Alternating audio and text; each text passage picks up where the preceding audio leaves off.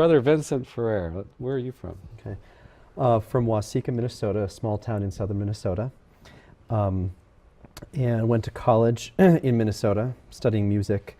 I had thought about the priesthood and the religious life a little bit in high school, but thought that you really had to be certain to go to seminary or to join an order. And then going to college, a Lutheran college, I met actually a lot of Catholic friends, and two of my closest friends there are actually both converts from Lutheranism who are now either priests or religious. And so just having that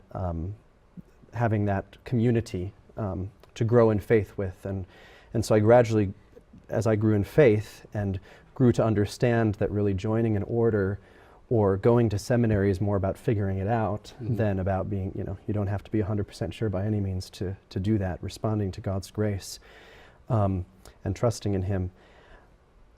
So that was the community, and their example as well was very helpful. One of them is now a Passionist nun in Kentucky. The other is a priest of the Archdiocese of St. Paul, Minneapolis. So with that, then it was recommended to me to look into the Dominicans for various reasons. And as then I went to actually see them and saw this great thing in reality. And for me, what drew me especially was the synthesis of so many great elements.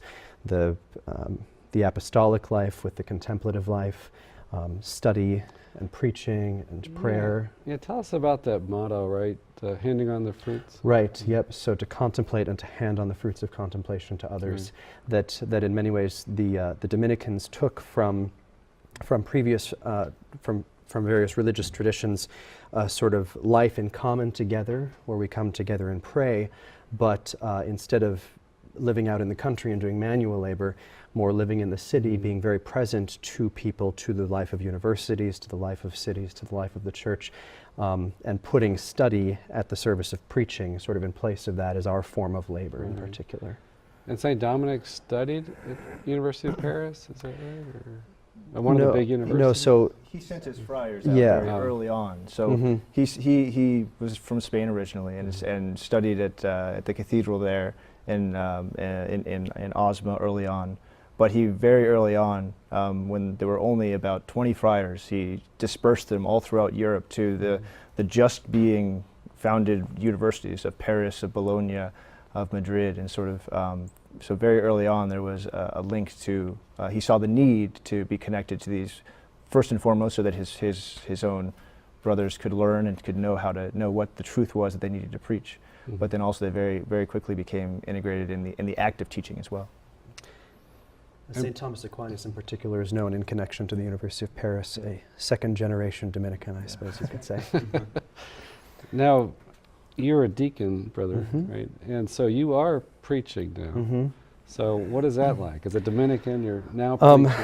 It's a great grace to finally, just see the fruits of that study, being able to be brought to liturgical preaching.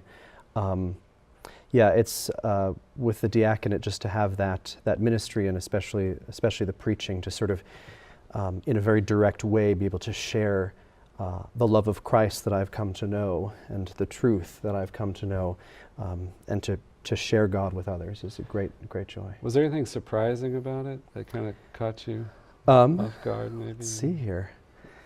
Your brothers are gentle on you? That's right. They are actually, so they're critical when they need to be, but they let you know when your preaching edified them, which is helpful, I think, to sort of see what is helpful to people, since that's precisely the point, to be helpful to their salvation. One of our seminary professors, who I thought was a great preacher, he told us, he said it takes a lifetime to develop a style and to develop that. So, I've definitely given homilies that are, of varying levels.